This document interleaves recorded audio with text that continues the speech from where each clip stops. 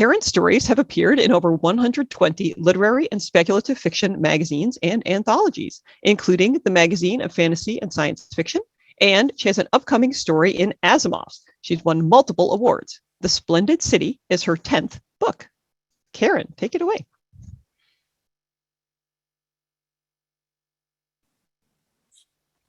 The Splendid City, Chapter 1, Liberty.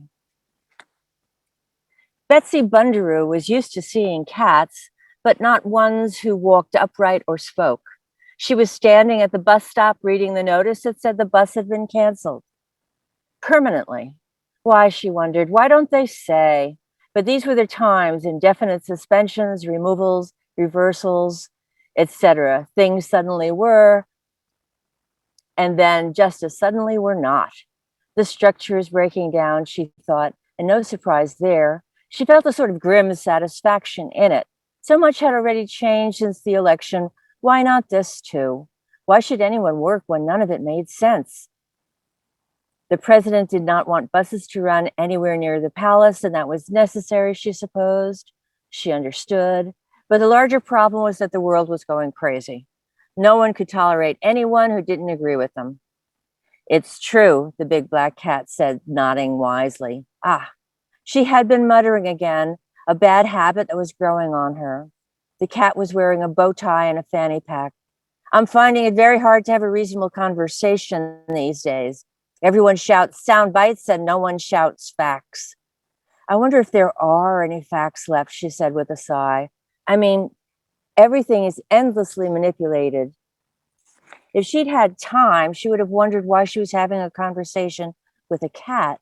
But right then and there, she felt it was best to be polite because he was such a very large cat and he sounded irritated. Things would be so much better if there were no internet, the cat said moodily, because it spreads everything too fast. People see crap, believe it, and act on it before there's a chance to respond. And there's just never just one response. It branches out. Have you heard about those mushrooms whose underground roots spread out miles in all directions? That's the internet for you. But mushrooms aren't right or wrong, she said, frowning. I don't think you've quite got the right kind of analogy there. Really? He asked with a nasty, hissing kind of snarl, pulling off his fanny pack and rummaging through it quickly to pull out a gun. Really? He asked again and shot her. She clutched her upper arm. Blood ran through her clothes. The cat put the gun back in his pack and ran off. Eleanor was going to be mad. A happy growl rose in his throat. How was your day? Eleanor asked the cat when he walked in the door. She could see that he was miffed. He was always miffed. I shot someone again, he said, sighing. He had to agree it was becoming a nasty habit. I do regret it. You always regret it. It was very hard not pointing out the cat's failures. She tried to make sure her face was neutral. It wasn't easy. She had pale skin, medium-length brown hair, hazel eyes, and a face that gave away everything. Well, that just tells you about my character. I'm not actually the kind of person who goes around shooting people. And yet you do, she said. Let's consider the circumstances. No doubt they said something to annoy you. What was it? He frowned and shrugged his shoulders. She contradicted my theory about the internet being like a huge mushroom root. Stan, Eleanor said firmly, it's a bad analogy. Now do you want to shoot me? Stan scowled. I do. Of course he wanted to shoot her. Shooting people made him feel better for a while. And it was certainly true that she could benefit from being put in her place every so often. She was bossy, opinionated. He was the way he was because of her. Why not talk it out instead? You have the power of speech, so why not talk about things instead? Gloria will blame me if you continue to go around shooting people. I never kill them, you know, he said, his hairs rising. Try to be the kind of cat who never shoots them in the first place, she said. You're just drawing attention to yourself. The cat shrugged. Who'll believe a cat shooting a woman anyway? They're a nation of believers here, she said in disgust. Read a newspaper once in a while. Of course, his hands twitched at that, but he only allowed himself one shot a day.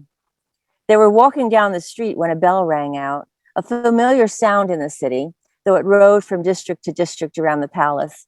People stopped and turned, waiting to see the messenger approach. The message could be good or bad.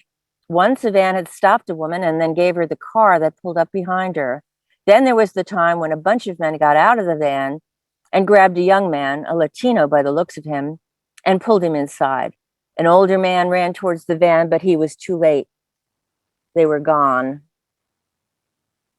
The messengers were often on the news and were the most popular part of it after the reported disasters in the rest of the country and any attempts to overthrow the republic. Then the weather, updates about the president's latest triumph, and finally on to the messengers. People loved the giveaways and ignored the disappearances, which were generally explained as reunions. They were also fond of the whipped cream pies that hit people identified as tourists from the north. They'd better not hit me, Stan muttered. I've got a gun. Eleanor snorted. Everyone here has a gun. My gun is better, he said with satisfaction. Eleanor could see no point in challenging that.